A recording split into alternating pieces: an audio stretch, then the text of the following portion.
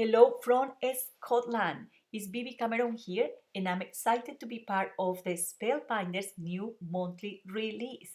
Spellbinders will be releasing new products on the 10th of every month, so that's something to look forward to. I have received these products here from the Cutting Edge Project Kit this month. And for today's video, I'm going to be using Kimono and Kaleidoscope type together with some of the stamps in this stamp set. First, I'm going to use Kaleidoscope type. It's a very interesting die set and I ended up loving it. It includes these 3 dies here, and they will cut 3 different square panels with intricate detail. As they are very intricate, I will advise to run this through your machine at least 4 times.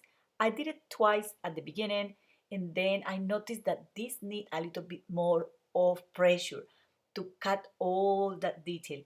And once you have this done, you can use a die brush or a pick to get rid of any excess of paper.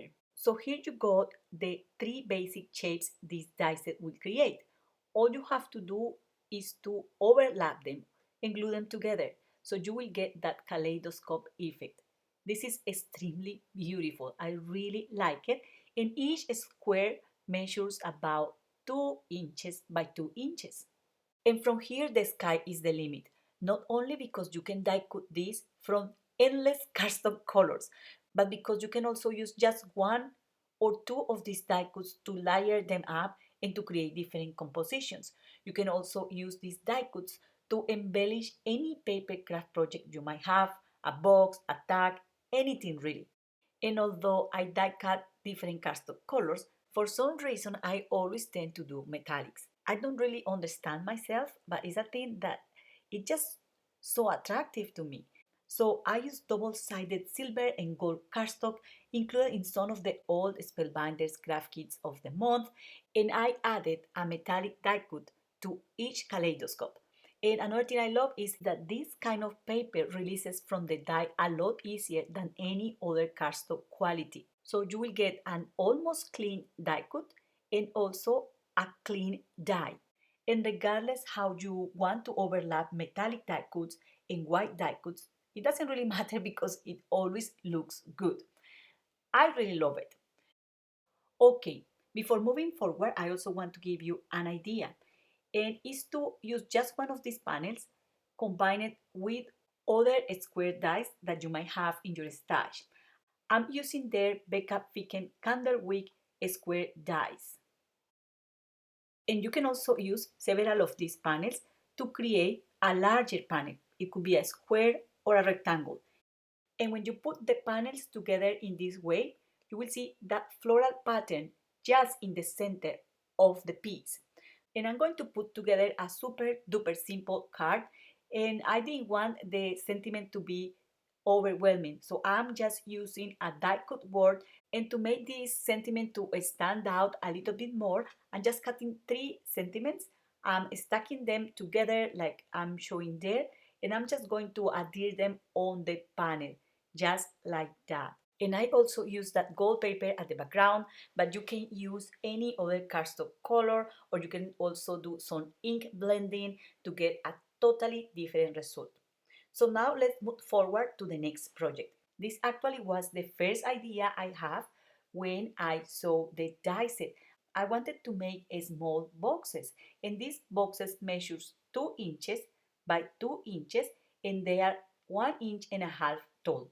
To make the body of the box, I'm going to use a piece of paper that measures 5 inches by 5 inches, but then I'm going to trim a 16th of an inch from both sides. So this piece is just slightly shorter than 5 inches by 5 inches.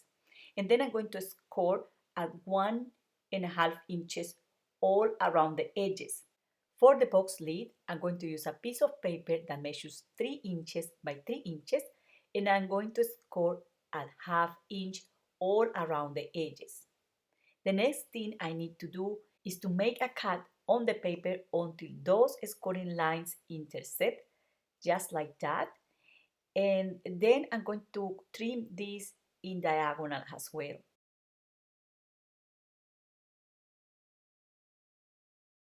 Then I'm going to do exactly the same for the box lid. And then we got the two pieces for the box. The next thing I'm going to do is to fold and glue the box together. I'm going to use double-sided tape here. You can use any adhesive you have. And I also decided to chop these triangle pieces here just because we don't really need them for this box. And this is also going to help me to reduce the bulkiness. I also trim in diagonal the little corners there for a more neat finishing. So all I have to do here is to gather those corners together and the box body is done. The lid of the box is very much the same, but what I'm going to do is to adhere this panel to the box before putting it together. I found that it's easier to do that than gluing it after. We have to allow this to dry and this is done. You can make these boxes really quick. I also think that this metallic paper or mirror cardstock look really nice, and I hope this gives you an idea to use this die set in many different ways. Has this allow you to see the size of the die cut panels and also allow you to see different color combos. Has in these little boxes I'm showing here. You can also make these boxes in different sizes and different heights. It doesn't have to be this size, okay? But they are just super cute and I just wanted to use all the panels I die cut, showing you always that it doesn't matter what colors you use, really this looks always nice. So I'm going to move forward to a next project, and for that one I'm going to be using Kimono. This is a very interesting die set and it includes 6 pieces. But what I like the most is how clever this design is. If you use the frame die, you will get the outline for the kimono and also the panels for it. If you add other dies in the die set, you will be able to die cut intricate detail on each panel that you can inlay within the design, or you can also use it apart for other projects. So I really like that even when it's a simple die set, it also gives you some versatility. And if you see there, I'm removing these flowers here and I get the negative space on that piece so that I can inlay die cuts in different colors and create a multicolor composition. So this is a very simple idea here, but I hope you can have a sense of the die cuts you can get using this die set. So I made this draft project here using mirror cardstock. I just like to see the things together first and then I can just move forward to make something. And then I die cut blue and gold cardstock to make the final project I want to share with you today. So to do this, you might need to do some paper piecing, and to help myself, I use double-sided adhesive sheets to stick everything in place. I like to use a very narrow piece of adhesive in the back because I don't want to trim it after. That will take time. So because I was a little bit ultra careful about that, I just didn't add adhesive in this area here. So I just fix it and then I glue all the golden elements over and I just leave that to dry. Then using these dies in the die set, I just die cut several little flowers out of watercolor paper and gold paper. And I also die cut a panel for this card. I'm using here dies from the Candlewick collection by Becca Feeken. This is the rectangular die set and it will create this beautiful intricate detail at the edge of the panel. And if I overlap a piece of cardstock that measures 5 inches and an 8 by 3 inches and 3/4, I only would see a portion of the Candlewick design behind it. And that looks super cool. I really like it. And I wanted to share this because I think this is the kind of details that make any card to stand out.